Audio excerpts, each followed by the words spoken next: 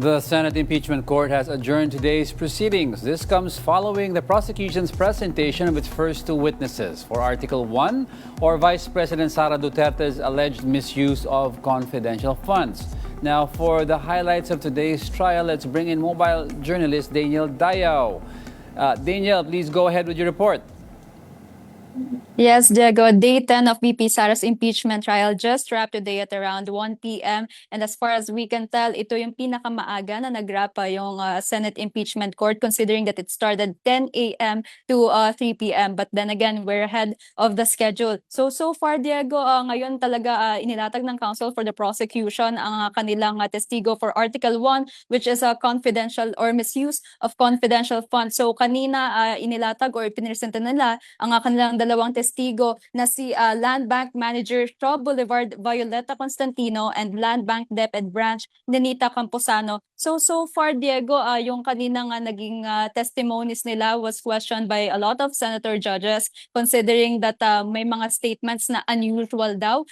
Yung sinabi nila na inilabas yung ganitong limpak-limpak na pera, considering na yung apat na cheque na ginawang na sinabi ng testigo na si Violeta Constantino ay unusual, considering that it's 125 million. And yung kay Nenita Camposano naman, yung laman ng cheque na yon is 37.5 million each. So tatlong cheque yon. So that's a total of 600 million, around 600 million. So Diego, kanina kasi nagkaroon din ng mga prosecution press conference. So kanina tinanong natin sila kung handa ba sila sa kanilang ilalatag na ebidensya at ano ba ang ating mga ilulook forward para sa kanila. Nasabi naman sa atin ay kahit magbali-baliktad yung schedule, considering na nasabi nga dito na yung mga scheduling is per article basis that was denied by the defense. Ang sabi nila ay kahit ano naman mangyari, they are very well prepared. And as we can see kanina sa nangyari sa impeachment court,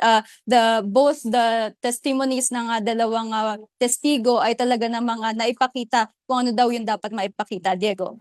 Well, na-mention mo kanina yung mga interjections sa mga senator judges or questions. Ano yung most common questions regardless kung minority or majority na narinig mo?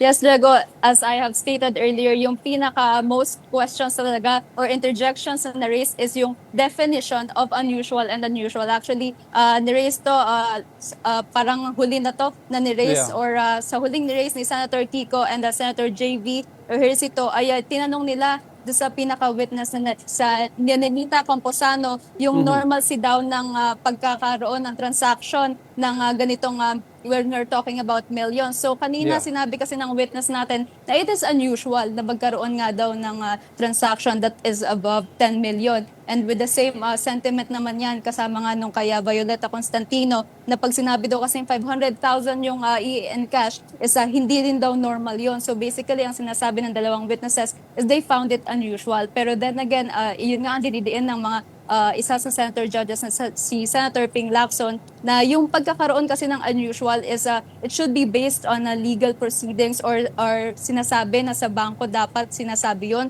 So basically yun yung pinaka naging usapin kanina when it comes to the definition of unusual and usual, Diego. Alright, sa simula ng trial kasi, Daniel, napansin natin na si Prosecutor Congresswoman Laila De Lima, no, hindi niya natapos yung kanyang opening statement. Bakit nangyari yan?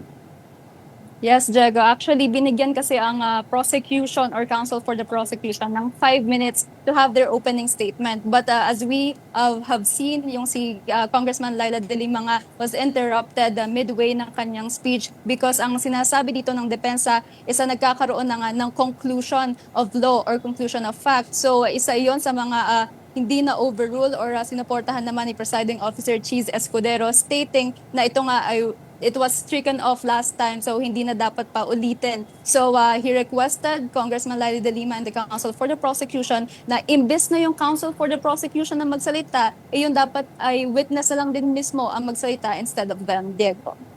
Alright, recap na lang tayo ng konti. No? Sino ang expect natin sa Monday?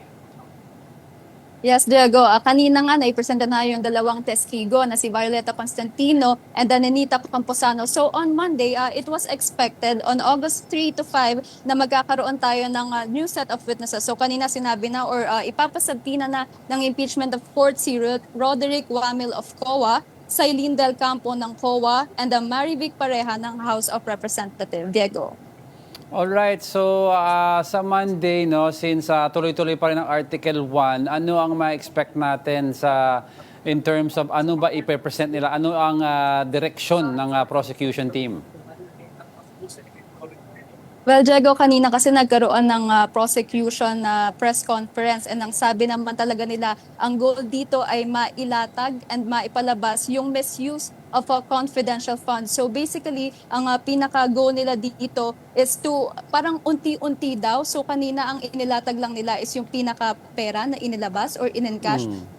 So basically, we are set to be expected na in the next few weeks ay magkakaroon ng mga testimonies na mas mapapasolidify and mas mapapatibay pa yung misuse of confidential funds. So, pero so far kasi Diego, kanina tinatanong natin sila kung magkakaroon ba or sino ba yung mga set of witnesses na inaasahan natin. So far hindi tayo sinagot niyan dahil kailangan daw abangan natin yan sa impeachment trial or impeachment court. Pero ayun nga, parang isa dun sa sinasabi dito is wala naman daw existence si Mary Grace Piato. So that's something that we have to look forward to. But they are assuring us, yung counsel for the prosecution, na they are very much competent sa kanilang ilalatag na ebidensya. Diego.